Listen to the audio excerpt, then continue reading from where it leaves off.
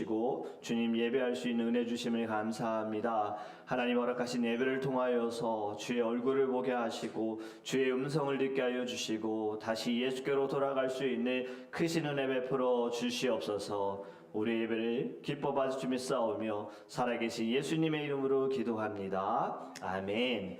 오늘 우리 하나님의 말씀 사도행전입니다. 사도행전 27장 33절에서 37절입니다. 사도행전 27장 33절에서 37절 말씀, 제가 준 성경책은 신약성경 235페이지입니다. 사도행전 27장 33절에서 37절입니다. 우리 함께 읽겠습니다. 날이 새어가매 바울이 여러 사람에게 음식 먹기를 권하여 이르되 너희가 기다리고 기다리며 먹지 못하고 줄인 지가 오늘까지 열 나흘인즉 음식 먹기를 권하노니 이것이 너희의 구원을 위하는 것이요 너희 중 머리카락 하나도 잃을 자가 없으리라 하고 떡을 가져다가 모든 사람 앞에서 하나님께 축사하고 떼어 먹기를 시작하매 그들도 다 안심하고 받아 먹으니 배에 있는 우리의 수는 전부 276명이더라. 아멘. 아멘. 네, 오늘 예배를 시작하는데 카메라 전환에 좀 문제가 생겨서 예배가 좀 늦게 시작이 됐습니다. 그래서 날씨가 춥거나 또 기계이기 때문에 여러 가지 문제가 발생하는데요. 결국에는 껐다 키니까 리부팅 하니까 되어집니다. 여러분, 우리도요, 우리의 영혼이 잘 되지 않을 때는 우리의 잠시 그 심과 하나님께로 다시 돌아갈 때 새롭게 시작될 줄 믿습니다. 그리고 또 기도해 주셔서 EM 아우팅을 잘 다녀왔습니다. 1박 2일의 짧은 시간이었지만 하나님께서 청년들과 깊은 이야기를 좀 나눌 수 있는 기회도 주셔서 너무 감사한 시간을 보내고 돌아왔습니다. 여러분들 기도해서 안전하게 잘 다녀왔고요. 다친 사람 없이 잘 다녀왔습니다. 그리고 또 한 가지 더 광고를 드리면 우리 이임생 권사님께서 이제 7시에 수술을 받으십니다. 여러분들 기억하시고 함께 기도해 주시기를 부탁을 드리겠습니다. 네, 오늘의 말씀을 통해서도 우리 다시 예수께로 돌아가시기를 주님을 축복합니다. 여러분, 사람들은요, 기억하는 부분에 있어서 이상하게 잘 될 때보다 잘 되지 않을 때를 더 많이 기억합니다. 괜히 순항하던 날은 잘 떠오르지 않는데 모든 게 무너지고 그리고 역풍이 부는 순간들은 다 기억이 납니다. 그리고 우리는 이렇게 생각하지요. 아, 그때 그 말을 들었어야 했는데, 그 말만 들었어도 됐던 건데. 바로 오늘 본문의 상황이 이런 말이 나오는 순간이 되었어요. 바울은 분명히 배를 띄우지 말자고 했지만 선장과 선주 그리고 백부장 율리오와 많은 사람들의 의견으로 인하여서 무리하게 배를 띄웠고 결국에는 풍랑을 만났습니다. 처음에는 말이 많았습니다. 계산하는 말들도 있었고 잘 되지 않을지라도 한번 해보자라는 낙관적인 말도 있었습니다. 지금 가도 괜찮아 라는 말도 있었고요. 시간이 아까워요. 여기 머무르면 안 됩니다. 우리 좀 합시다 라는 이야기도 있었지만 폭풍이 나타나는 순간부터 말들은 점점 줄어들었어요. 21절 말씀을 보면요, 이렇게 말씀이 시작됩니다. 여러 사람이 오래 먹지 못하였음에, 의견을 내고 고집 피우던 사람들이 결국에는 이제 말하기도 어렵고 희망도 끊어지게 되었어요. 오래 먹지 못했다. 먹을 힘도 없고 기대도 없고 방향도 없는 상태가 되었습니다. 그래서 마지막에 이렇게 말씀해요. 20절을 마지막에 보면요, 구원의 여망마저 없어졌더라. 그 전까지만 해도 해봅시다 막 의견 투합이 됐었는데 폭풍을 만나니 지금 이들이 딱 결론이 내는 것이 구원에 어떤 희망도 없다. 조금의 틈도 하나도 보이지 않는다. 작은 빛이 사라졌다, 이런 이야기인 거예요. 여러분, 바울은요, 이러한 가운데 상황이 좋지 않아졌을 때 그는 이야기를 합니다. 복음에 대해서. 그러니까 좋아졌을 때 말하는 것이 아니라 상황이 완전히 끝났다라고 느껴지는 순간에 22절에 바울은 이렇게 말합니다. 이제는 안심하라.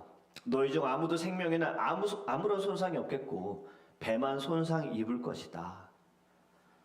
지금 바울이 말하는 안심하라, 이 말도 사실은 굉장히 위험한 말입니다. 그리고 지금 상식에서 벗어난 말입니다. 왜냐하면 여전히 폭풍은 불고 있고 배는 뒤집힐 수 있는 상황 가운데 바울은 안심하라 라고 이야기하고 있는 거예요. 긍정적인 마인드로 이야기한 것도 아닙니다. 바울은 담대함이 있었어요. 그의 담대함에는요 합당한 이유가 있었는데 23절에 내가 속한 바 곧 내가 섬기는 하나님의 사자가 어젯밤에 내 곁에 서서 말하되. 바울이 이렇게 담대하게 사람들에게 안심하라 말할 수 있었던 것은요, 여기에 지금 있는 말, 내가 믿는 하나님, 내가 의지하는 하나님이라고 말하지 않았습니다. 내가 속한 하나님. 여러분, 믿는다보다 속한다는 말이 더 큰 의미가 있는 거예요. 왜냐하면 속했다라는 말은 이 관계적인 이야기를 하고 있잖아요. 여러분, 우리도 이 세상에 이 관계가 얼마나 중요하게 생각합니까? 이 세상은 어디에 소속되느냐를 굉장히 중요하게 생각합니다. 학교 소속을 중요하게 여기기 때문에 학연이라는 게 있잖아요. 같은 학교 출신은 좀 잘 챙겨준다. 지역 소속을 중요하게 여기기 때문에 지연이라는 게 있죠. 그리고 족보 소속을 중요하게 여기기 때문에 뭐가 있습니까? 혈연이 있습니다. 이 소속된 것을 사람들이 굉장히 중요하게 여기는 거예요. 그래서 좀 좋은 곳에 소속하려고 사람들은 늘 애를 씁니다. 여러분, 지금 바울이 말하는 내가 속한 하나님이다라는 것은요, 하나님이 나의 주권자이시고 하나님이 나의 구원자이시고 하나님이 나의 아버지이십니다라는 고백인 겁니다. 지금 폭풍 속에서 사람들은 요동치고 있지만 바울은 전혀 요동하지 않으면서 오히려 사람들에게 안심하라라고 말할 수 있었던 것은 자신의 소속이 어디인 줄 잘 알았기 때문에. 저와 여러분도 두려운 마음 가운데 지금 내가 어디에 발을 많이 담그고 있는지를 보시면, 어디에 소속되는지를 한번 생각해 보시면 지금 이 두려움이 어디에서 오는지를 잘 알게 될 겁니다. 하나님께 우리의 마음을 두고 하나님이 나를 붙들고 있고 나는 하나님의 자녀다라는 이 마음을 깨달을 때에는 폭풍 가운데에도 나도 안심케 되어지고 다른 사람들에게도 안심하라라고 말할 수 있게 될 줄 믿습니다. 여러분, 지금 하나님께서는 바울에게 말씀하세요. 24절에 이렇게 천사를 통해 말씀하십니다. 바울아, 두려워하지 말라. 네가 가이사 앞에 서야 하겠고 또 하나님께서 너와 함께 항의하는 자를 다 네게 주셨다 하였으니. 아멘. 여러분, 정리해서 말하면 딱 이겁니다. 너를 향한 나의 뜻이 있어. 나의 계획이 있어. 지금 마지막이 아니야. 여기가 끝이 아니야. 너는 반드시 로마로 가야 돼. 그게 나의 뜻이야. 그러니 겁내지 마라. 두려워하지 마라. 오히려 지금 이 배 안에 있는 모든 사람들을 너의 손에 붙여주겠다라고 말씀하신 겁니다. 하나님을 믿노라라고 바울은 이야기해요. 여러분, 이 믿음이라는 것은 상황을 믿는 것이 아니라 하나님을 믿는 믿음을 이야기합니다. 우리 주일의 말씀처럼 요나가 큰 물고기 뱃속에서 기도했어도 그의 상황이 달라지지 않았지만 그의 시선이 달라졌다 그랬잖아요. 지금 바울의 중심도 요나처럼 바뀌었습니다. 환경은 그대로입니다. 폭풍도 그대로입니다. 배도 그대로입니다. 하지만 하나님의 말씀이 중심이 되었어요. 바울에게 주신 말씀, 두려워하지 말아라. 안심하라. 내가 너를 로마로 인도할 것이다. 내가 너에게 사람들을 붙였다라는 이 말씀을 기억하게 되니 두려워하지 않게 됐습니다. 여러분, 말씀이 우리 안에 다시 중심이 되어질 때 두려운 마음이 아니라 오히려 안심케 되어지고 오히려 담대함을 얻게 될 줄 믿습니다.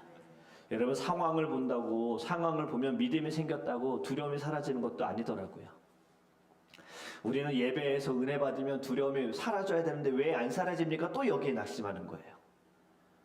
이렇게 예배했고 찬양하고 기도하고 말씀 들었는데 나 은혜 받은 것 같은데 왜 여전히 나는 교회 문 밖을 나가면 여전히 두렵고 왜 여전히 불안한가 우리는 생각하는데, 여러분, 믿음은 그런 것이 아니에요. 믿음은 두려움이 없어지는 것이 아닙니다. 진정한 믿음은 두려움 속에서도 말씀을 기준으로 주를 따라가는 것이 믿음인 줄 믿습니다. 믿음은 말씀을 통해서 삶을 해석하고요. 예수님이 가신 길을 따라가는 거예요. 그리고 믿음은 말씀을 통해 살아갈 힘을 얻게 될 줄 믿습니다. 30절부터 보면 선원들이 어떻게 하느냐, 도망가려고 합니다. 사람의 약함이 보이는 순간이에요. 여러분, 지금 선원은 배의 책임자입니다. 지금 오늘 배에 탄 사람의 숫자가 나옵니다. 자신들이 책임져야 할 숫자가 굉장히 많음에도 불구하고 지금 선원들은 도망가려고 그래요. 여러분, 여기에 사람의 약함이 보이는 거예요. 위기 앞에서 사람의 약함, 무엇인가 자기 살 길부터 찾는다. 그래서 바울은 단호하게 말합니다. 이 선원들이 없으면 배는 무너지게 되고 빠지게 되고 구원받을 수 없으니 이 사람들 떠나게 하지 말자라고 이야기해요. 그래서 백부장은 처음으로 바울의 말을 듣습니다. 여전히 상황은 그대로 어렵지만 이제 처음으로 백부장이 바울의 말에 귀를 기울여서 바울의 말을 따라갑니다. 여러분, 여기서 우리가 주목할 것이 무엇이냐면 말의 중심이 바뀌었어요. 이전에는 전문가의 말을 따랐지만 이제는 기도하는 사람의 말을 사람들이 듣기 시작하는 거예요. 말씀이 중심이 되어질 때는요, 반드시 기도하는 사람을 통하여서 공동체가 하나님의 은혜 가운데 흘러가게 될 줄 믿습니다. 이제 더 이상 바울은 죄수의 신분이 아닙니다. 이 배 안에서 영향력을 끼칠 수 있는 사람이 된 거예요. 그래서 그 다음에 바울이 하는 행동이 무엇이냐면 빵을 들어 하나님께 감사 기도하고 사람들에게 먹입니다. 이것이 일반 식사처럼 보일 수 있지만 여러분, 그것이 아니라 폭풍 가운데에도 절망 가운데에도 하나님 감사합니다. 이 빵을 주심을 감사합니다. 여러분, 우리도 매일매일 하나님이 주시는 일용할 양식들, 그리고 이 말씀도 폭풍 가운데에도 받을 수 있음에, 먹을 수 있음에 감사하시기를 주님의 이름으로 축복합니다. 신앙은요, 문제가 해결된 후에 감사드리는 것이 아니라 믿음을 가지고 먼저 감사 드려야 하는 거예요. 신앙은 말씀을 통해 주님이 보이는 그 순간부터 감사하게 될 줄 믿습니다. 저는 이 신앙 교육을 받았기 때문에요, 하나님께 감사의 기도의 제목을 쓰기 전에, 어떤 기도의 응답이 이루어지기 전에 먼저 감사 예물을 드리라라고 교육을 받았어요. 왜냐하면 기도가 이루어졌을 때 감사헌금은 사실 누구나 할 수 있는데 만약에 안 이루어지면요, 그때는 감사도 없다라는 것을 이야기하시면서 기도의 제목을 드렸으면 그 전에 어떤 응답이 있기 전에 감사 예물을 먼저 드려라. 받은 줄로 믿고 감사함으로 아뢰라. 그래서 드려라. 만약에 그리하지 아니하실지라도, 너가 원하는 것이 되지 않는다 할지라도 하나님의 뜻이 이루어지고 있음에 감사해라. 그리 아니하실지라도 감사요라는 이 고백, 저와 여러분도요, 먼저 감사하시기를 주님으로 축복합니다. 응답되고 해결되어지고 나아지고 감사할 것은 누구나 다 할 수 있습니다. 지금부터, 오늘 이 순간부터 감사함으로 나아갈 때 하나님의 놀라운 길이 여러분들의 눈에 보이게 될 줄 믿습니다. 바울이 기도하고 떡을 떼었을 때 사람들이 다 안심하고 받아 먹습니다. 여러분, 지금 한 사람의 믿음이요, 공동체를 살리는 거예요. 지금 배 안의 숫자가 276명이라고 말씀하고 있어요. 왜 굳이 이 숫자를 정확하게 이야기했을까요? 276명. 작은 배가 아니라는 거예요. 배의 사이즈가 많은 사람들이 타고 있다는 겁니다. 근데 이 모든 사람이 살 수 있었던 것은 바울 때문에, 바울이 로마로 가야 하는 하나님의 뜻이 있기 때문에 배에 있는 사람들이 다 산 거예요. 여러분, 폭풍 전에는 집만 세고 이익만 계산하던 사람들이요, 이제는 사람이 보이기 시작하는 것을 우리에게 가르쳐 주는 거예요. 말씀이 중심이 되면 무엇을 중요하게 여기는지가 보이게 됩니다. 이전에는 이것이 나에게 이익이 되느냐, 손해가 되느냐, 이런 것을 봤다면 말씀이 중심이 될 때에는 영혼이 보이게 될 줄 믿습니다. 지금 숫자를 얘기하지만 숫자의 많고 적음이 중요한 것이 아닙니다. 누가 살아나고 있느냐, 여기에 우리의 마음을 다해야 할 줄 믿습니다. 살아남는 것이 목적이 아니에요. 살려내는 사명이 저와 여러분에게 있는 것이에요. 지금 바울의 말씀이 배를 살린 것이 아닙니다. 바울의 말씀은요, 사람들의 중심을 살린 거예요. 그래서 그들은 이제 먹고 힘을 얻고 배에 있던 모든 것을 다 바다에 버리고요, 이제 더 이상 붙잡아야 할 것들이 달라지게 됐습니다. 사랑하는 성도 여러분, 말씀이 다시 중심이 되어질 때 인생의 변화가 일어나게 될 줄 믿습니다. 불안이 사라져서도 아닙니다. 폭풍이 멈춰서도 아닙니다. 중심이 돌아오기 때문입니다. 우리의 삶은 여전히 흔들릴 수 있습니다. 상황도 문제도 그대로일 수 있지만 말씀이 당시 중심이 되어지면 먹을 수 있게 되고 감사할 수 있게 되고 서로를 바라볼 수 있게 될 줄 믿습니다. 그리고 그걸로 다시 항해하는 힘을 얻게 되어지는 거예요. 오늘 말씀을 통하여서 중심을 되돌리기를 주님의 이름으로 축복합니다. 말씀이 다시 중심이 될 때 우리는 절대로 무너지지 않습니다. 반드시 다시 살아나게 될 것입니다. 살아나게 되는 것은 여러분만 사는 것이 아니라 하나님은 여러분을 통하여 반드시 다른 사람을 살리게 하실 줄 믿습니다. 이를 위하여 말씀이 중심이 되시기를 주님의 이름으로 축복합니다. 기도하겠습니다. 사랑의 하나님, 감사합니다. 오늘의 말씀을 통하여서 나의 중심이 어디에 있는지를 보게 하여 주시옵소서. 바울이 탄 배에 있는 모든 사람들은 중심이 잘못됐습니다. 생각, 경험, 다수의 의견. 하지만 결국에는 말씀으로 돌아갔습니다. 하나님께서 바울에게 말씀하신 것을 바울이 사람들에게 이야기할 때 안심하라, 두려워하지 말아라. 그 말씀을 통하여서 사람들이, 굶은 자들이 먹기 시작하였고, 그리고 중심이 바뀌었습니다. 저희들도 오늘 예배를 통하여서 우리의 중심을 바로 세우게 하여 주시옵소서. 말씀이 중심이 되게 하여 주시고, 이를 통하여서 하나님 우리가 살아나며 또 하나님 우리 한 사람을 통하여서 다른 이들까지 살아나는 놀라운 은혜를 부어 주시옵소서. 하나님, 우리 사랑하는 이임생 권사님께서 이제 곧 수술을 받으십니다.